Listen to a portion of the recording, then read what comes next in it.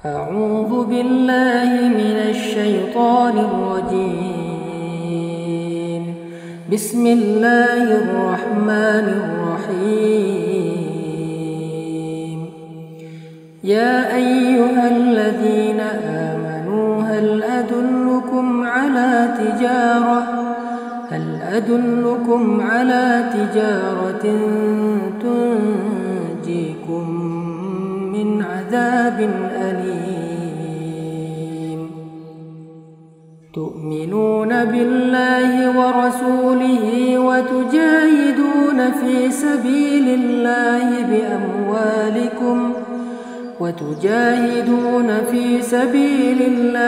بأموالكم وأنفسكم ذلكم خير لكم إن كنتم تعلمون. يغفر لكم ذنوبكم ويدخلكم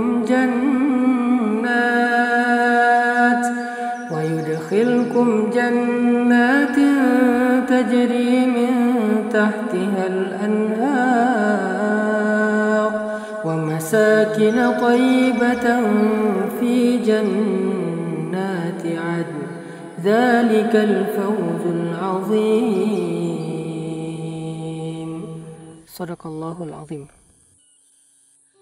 Sahabat-sahabat sekalian yang dirahmati Allah Subhanahu wa taala, surat As-Saff ayat 10-12 yang tadi saya bacakan adalah salah satu penggalan ayat tentang bagaimana Allah Subhanahu wa taala menawarkan kepada orang yang beriman satu jenis bisnis. Semua kita pengen dapat tawaran investasi atau perniagaan, perdagangan yang keuntungannya besar. Sehingga ketika ada seorang teman kita yang udah berpengalaman, dia punya uang, nawarin kita untuk kerjasama bisnis, dan kita ngelihat itu sesuatu yang sangat worth it, sangat menjanjikan, maka kita pasti langsung semangat. Kita langsung tiba-tiba kayak punya gairah lagi dalam menjalani hidup. Kita jadi lupa waktu.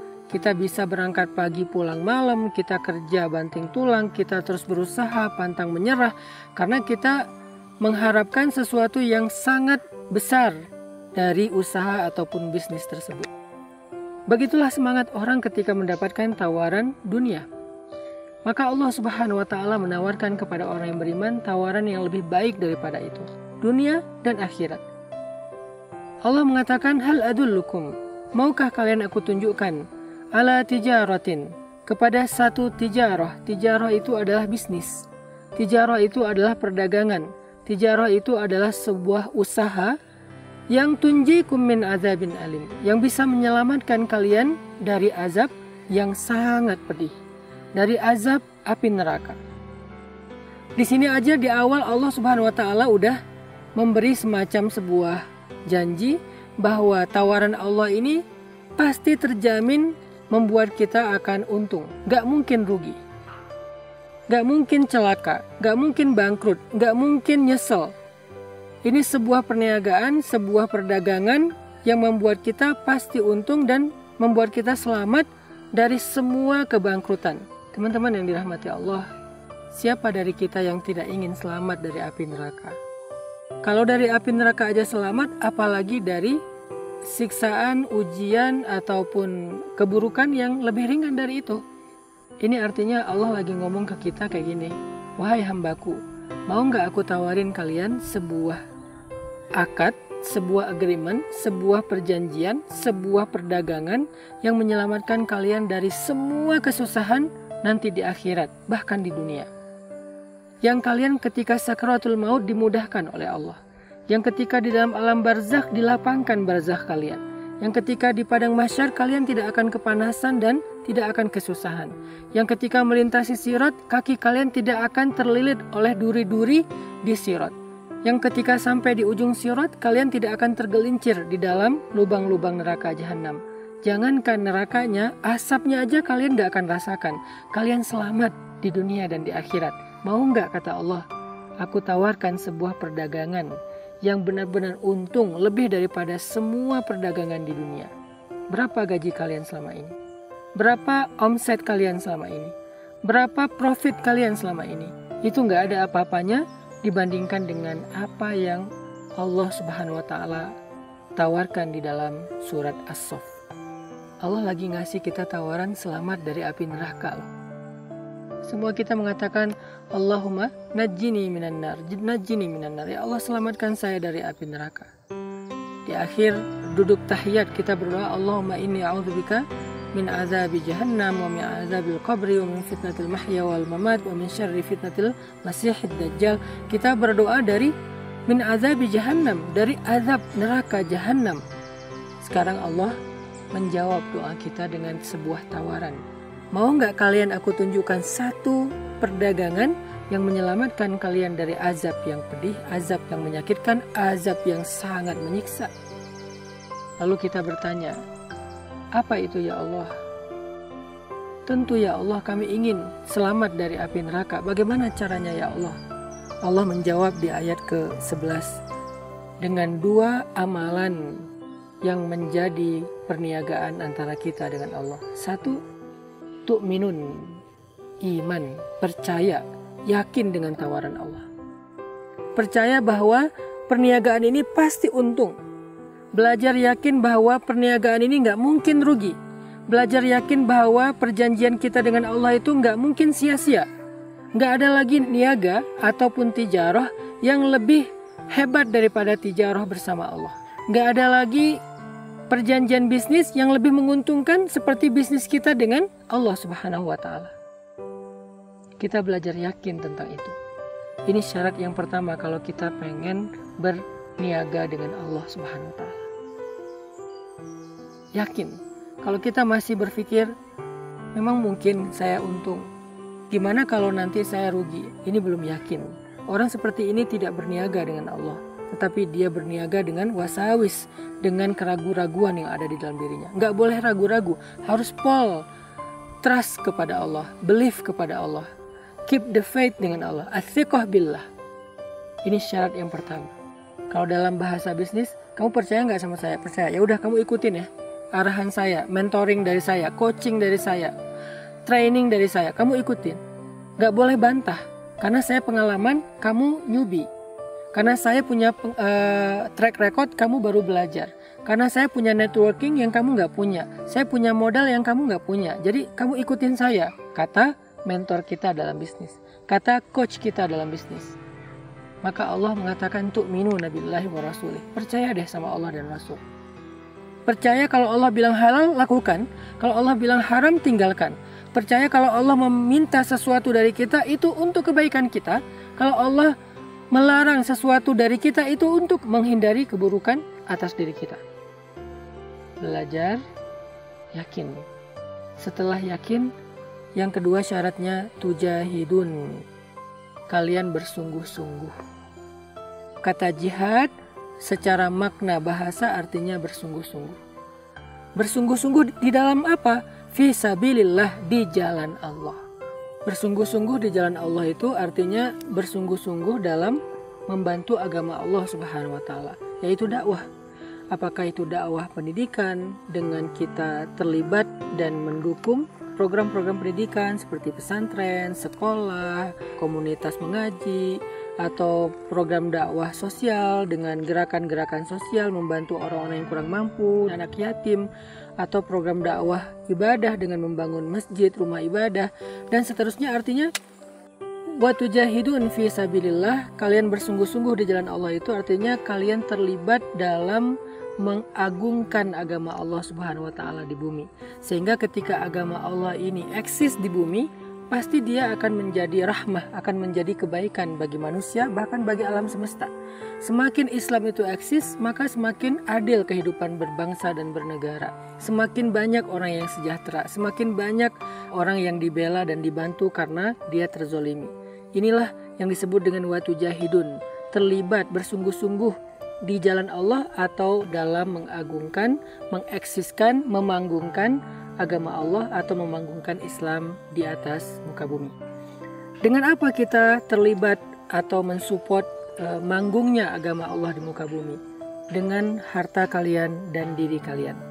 Salah satunya adalah dengan harta kita.